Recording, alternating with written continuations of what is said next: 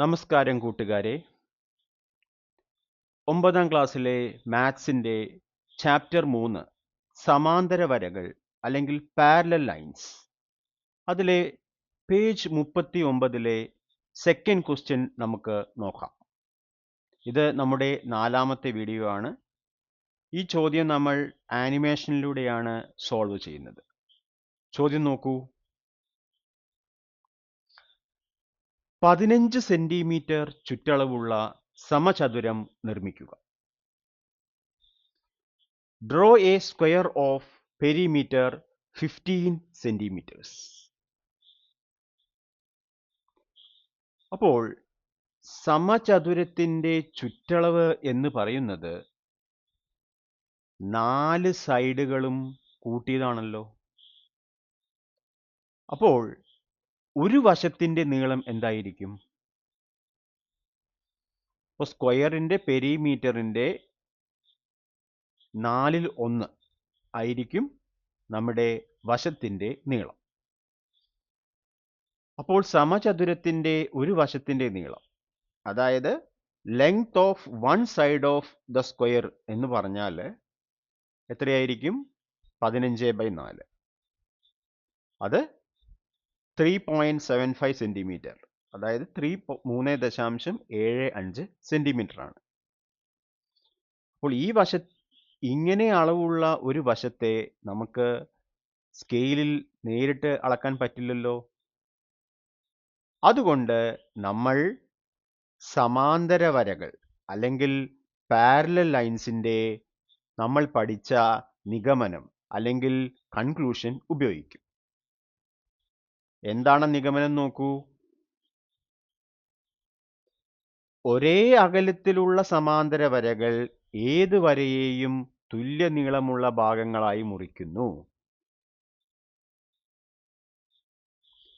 Equidistant parallel lines divide any line into segments of equal length. Okay, അപ്പോൾ ഇവിടെ നമ്മൾ 15 സെന്റിമീറ്ററിനെ 4 തുല്യ ഭാഗങ്ങളായി ഭാഗിക്കണം. അതിന് നമുക്ക് എന്ത് ചെയ്യാം? സമാന്തര വരകളെ ഉപയോഗിക്കാം. ഓക്കെ, ഇവിടെ 15നെ നമ്മൾ 4 ഭാഗമാക്കുകയാണ്. അതിന് പകരം 7.5 7.5നെ 2 ഭാഗമാക്കിയാൽ എന്തായിരിക്കും സംഭവിക്കുക? ഒന്ന് നോക്കൂ. 15നെ 4 ഭാഗം ആക്കുന്നതിന് പകരം 7.5നെ 2 ഭാഗം ആക്കിയാൽ ഒരു ഭാഗത്തിൻ്റെ അളവ് എത്രയായിരിക്കും? 7.5/2, that is 3.75, അതായത് 3.75. അപ്പോൾ 15നെ 4 ഭാഗങ്ങളാക്കിയാൽ ഒരു ഭാഗം 3.75 ആണ്. 7.5നെ 2 ഭാഗമാക്കിയാലും 3.75 ആണ്. അപ്പം നമുക്ക് 7.5 സെന്റിമീറ്റർ നീളമുള്ള ഒരു വരയെ 2 ഭാഗങ്ങൾ ആക്കാം.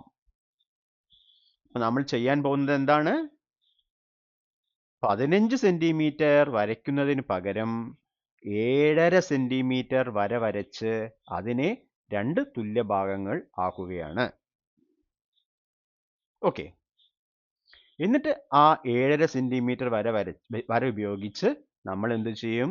ഒരു സമചതുരം അല്ലെങ്കിൽ സ്ക്വയർ ഉണ്ടാക്കും. അപ്പോൾ ഇനി അത് എങ്ങനെയാണ് വരയ്ക്കുന്നത് എന്ന് നമുക്ക് നോക്കാം. അപ്പോൾ അതിൻ്റെ ആനിമേഷൻ ആദ്യം ശ്രദ്ധിക്കൂ, എന്നിട്ട് ഞാൻ എക്സ്പ്ലെയിൻ ചെയ്യാം. ഓക്കെ, നോക്കൂ.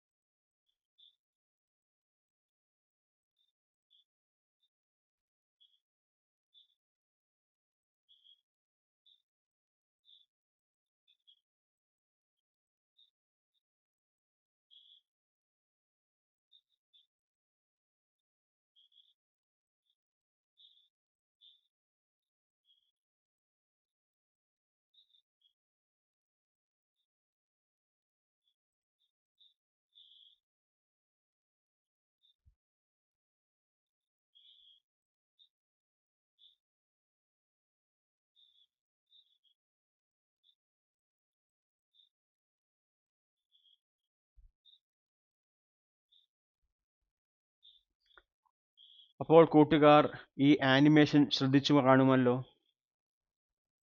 ഇതിൽ മനസ്സിലാവാത്ത കാര്യങ്ങൾ ഉണ്ടാവാം, അതുകൊണ്ട് ഞാൻ എക്സ്പ്ലെയിൻ ചെയ്യാം. ആദ്യം നമ്മൾ എ എന്ന ഒരു പോയിന്റ് മാർക്ക് ചെയ്യുന്നു. എന്നിട്ട് 7.5 സെന്റിമീറ്റർ 7.5 സെന്റിമീറ്റർ നീളത്തിൽ എ ബി എന്ന ഒരു ലൈൻ വരയ്ക്കുന്നു. ബി മാർക്ക് ചെയ്തു. ഇനി ഇതിന് നമുക്ക് രണ്ട് തുല്യ ഭാഗങ്ങളാക്കണം. അതുകൊണ്ട് നമുക്ക് 2 കൊണ്ട് ഡിവിസിബിളായ, അതായത് 2 കൊണ്ട് ഹരിക്കാൻ പറ്റുന്ന ഒരു സംഖ്യ എടുക്കുക. ഇവിടെ ഞാൻ 4 എടുത്തത്, നിങ്ങൾക്ക് 6 എടുക്കാം, 8 എടുക്കാം. ഓക്കെ. അപ്പോൾ 4നെ 2 കൊണ്ട് 2 ഭാഗമാക്കുമ്പോൾ 2 2 എന്ന് കിട്ടുമല്ലോ. അപ്പോൾ നമ്മൾ ആദ്യം എന്ത് ചെയ്യുക? എയിൽ നിന്നും 4 സെന്റിമീറ്ററിൽ എ സി എന്ന ഒരു ലൈൻ വരയ്ക്കുക. ഇനി എന്ത് ചെയ്യുക? നിങ്ങൾ 2 സെന്റിമീറ്റർ വെച്ച് ഇതിനെ ഭാഗിക്കുക. അത് നിങ്ങൾക്ക് എന്ത് ചെയ്യാം? ഒന്നെങ്കിൽ സ്കെയിൽ ഉപയോഗിച്ചോ അല്ലെങ്കിൽ കോമ്പസ് ഉപയോഗിച്ചോ എങ്ങനെ വേണമെങ്കിലും നമുക്ക് ചെയ്യാം. ഓക്കെ. അപ്പോൾ എ ഡി 2 സെന്റിമീറ്റർ ആണ്, അതേപോലെ ഡി സി 2 സെന്റിമീറ്റർ ആണ്. ഓക്കെ. ഇനി എ സിയുടെ അഗ്രബിന്ദു, അറ്റം, എ സിയുടെ എൻഡ് പോയിന്റിൽ നിന്നും എ ബിയുടെ എൻഡ് പോയിന്റ്, അവസാന അഗ്രബിന്ദുവിലേക്ക് ഒരു വര വരയ്ക്കുന്നു. ഇനി ഈ ബി സി എന്ന വരയ്ക്ക് പാരലലായി, അതായത് സമാന്തരമായി ഡിയിൽ നിന്നും നമുക്ക് ഒരു വര വരയ്ക്കണം. അപ്പം നമ്മൾ എന്ത് ചെയ്യുക? നമ്മൾ സെറ്റ് സ്ക്വയറും സ്കെയിലും ഉപയോഗിച്ച് എന്തു ചെയ്യും? ഡിയിൽ നിന്നും ഇതിന് സമാന്തരമായി പാരലലായി ഡി വരയ്ക്കുന്നു. ഓക്കെ.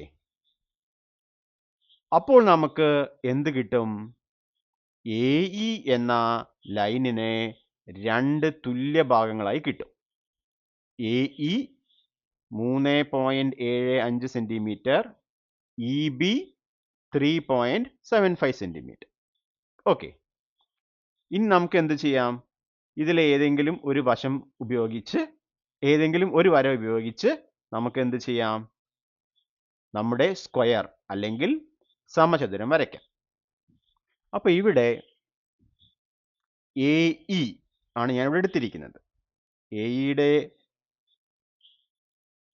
നീളം 3.75 സെന്റിമീറ്റർ ആണല്ലോ.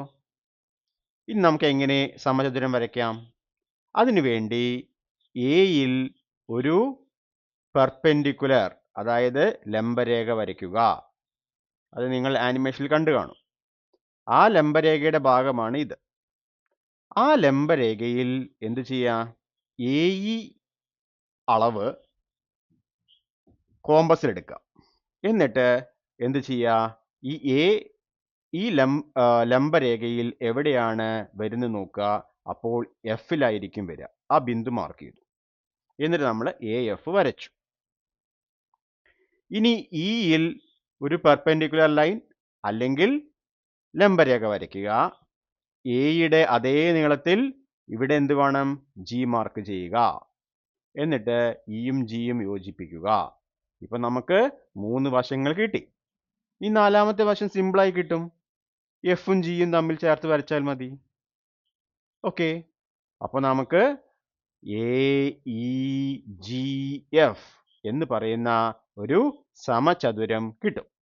ഇവിടെ 4 വശങ്ങളും 3.75 സെന്റിമീറ്റർ ആണ്. അതായത് all sides are of equal length. Each side is 3.75 centimetre. ഇനി അതിനെ കൂട്ടിക്കഴിഞ്ഞാൽ നമുക്ക് എന്ത് കിട്ടും? 15 കിട്ടും. So the perimeter of this square is 15 centimetre. അതായത് ഈ സമചതുരത്തിന്റെ ചുറ്റളവ് 15 സെന്റിമീറ്റർ ആണ്. ഓക്കെ. ഇങ്ങനെയാണ് വരയ്ക്കേണ്ടത്. അപ്പോൾ നമുക്ക് ഇതിന്റെ ആനിമേഷൻ ഒന്നുകൂടി കണ്ടാലോ? ശ്രദ്ധിച്ചോളൂ.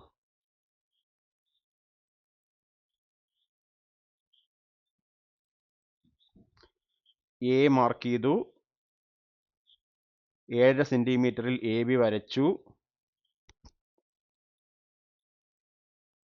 എ സി 4 സെൻറ്റിമീറ്റർ, അതിനെ 2 ഭാഗമാക്കി. A D D C 2 centimetre വീതം. ഇനി സിയിൽ നിന്നും ബിയിലേക്ക് ഒരു വര വരച്ചു. അതിന് പാരലായി അല്ലെങ്കിൽ സമാന്തരമായി ഡിയിൽ നിന്നൊരു വര വരച്ചു. ഇ മാർക്ക് ചെയ്തു. അപ്പോൾ DE CBക്ക് സമാന്തരമാണ്. ഇപ്പോൾ 2 തുല്യ ഭാഗങ്ങളായി 3.75ന്റെ. ഇനി നമ്മൾ AE എന്ന വശം വെച്ച് AE എന്ന വര വെച്ച് സമചതുരം വരയ്ക്കുകയാണ്. ആദ്യം ഒരു ലംബം വരച്ചു. ഇനി ഈ നീളം ഇവിടെ മാർക്ക് ചെയ്തു. ഇനി ഇയിലെ ഒരു പെർപെൻഡിക്കുലർ വരയ്ക്കാൻ പോവുകയാണ്.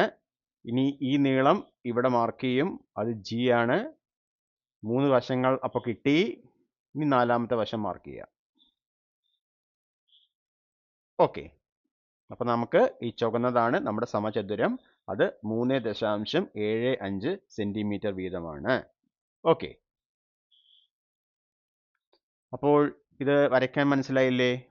അപ്പോൾ ഇവിടെ നോക്കൂ, ഇവിടെ നമുക്ക് BC എന്ന് പറയുന്നത് ഒരു വരയാണ്. ഇനി DE എന്ന് പറയുന്നതും DE എന്താണ്? CBക്ക് സമാന്തരമാണ്. ഇനി ഒരു കാര്യം കൂടി ശ്രദ്ധിക്കുക, ഈ എയിലും ശരിക്കും എന്തുണ്ട്? ഒരു സമാന്തര വരയുണ്ട്. ഓക്കെ, അപ്പോഴാണ് ശരിക്കും നമുക്ക് എന്ത് കിട്ടുന്നത്?